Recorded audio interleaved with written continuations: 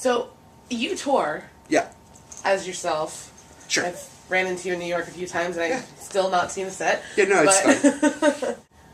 Do you prefer doing that to, like, these kinds of things, or is there a totally different dynamic? It's a completely different world. I really like this because you can play a show and then the next day talk to somebody about that show, or you can interact with them in like a real human way. Like right now we're getting to sit down and actually talk. Yes. At a show, I would probably have 45 seconds before I need to talk to the next person, or something's happening, we need to load something, or the next act starts, or like whatever it is, there's always something pushing you at a show.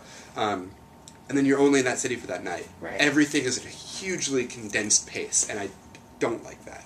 But I do, because you get to go all over the country. Right. So it's a balance. But cons like this are incredible because you get to like see so many people, and you get to do so many fun things all at once, you know? So that's cool, because it's just everything it's like everything all the time, and then nothing. Yeah. Whereas tour is more like a slow, steady everything all the time. Do you have any horror stories from like your last tour? All of them. Oh gosh, horror stories. This last tour was pretty mellow, actually. My favorite like tour horror story is, well, there's always like a disastrous show. Yeah.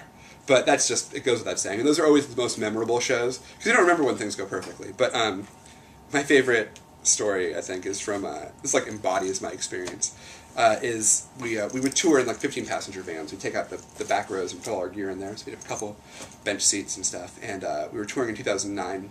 We had like an absurdly long drive.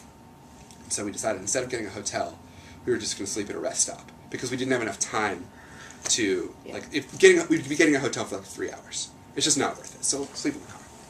And so I had slept a little bit on the drive, and then we stopped at a rest stop. I was woken up and like, hey, it's your turn to drive.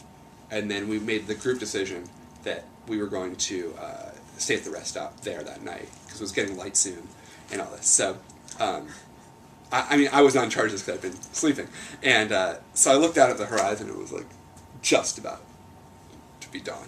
And I was like, wow, this is awesome, cool. So I rotated into the driver's seat, which, thinking about logistics of that, like, there's no room in the driver's seat to sleep.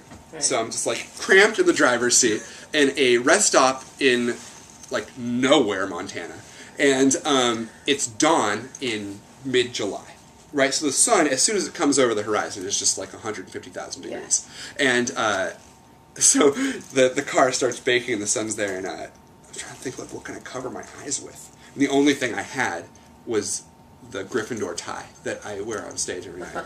So I tied the Gryffindor tie around my eyes, like a blindfold, and go to sleep. And so I'm like cramped in this thing with like my knees up. Of course, it was not great rest, but that always is like, it's not a horror story, but it just embodies like every moment of tour. And we used to tour for a very long time, like 5-6 weeks at a time, which is just crazy because tour time is stretched. It's like Inception.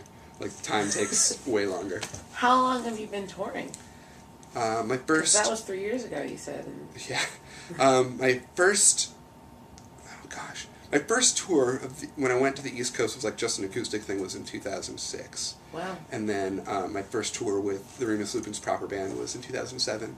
And I've done a full band tour every summer since then, and done a couple of fall tours and a couple of winter tours. So what's next after LeakyCon? What have you got going on? What's going on with Carpenter?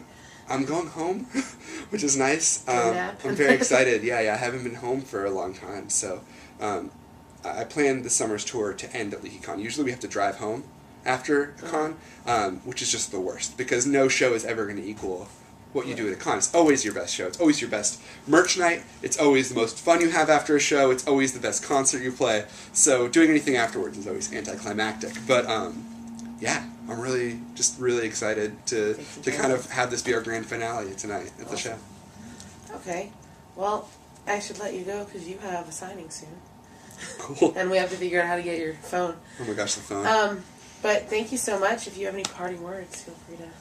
Oh, my parting words are always the same, too. Just be brilliant. Thank you. Sure.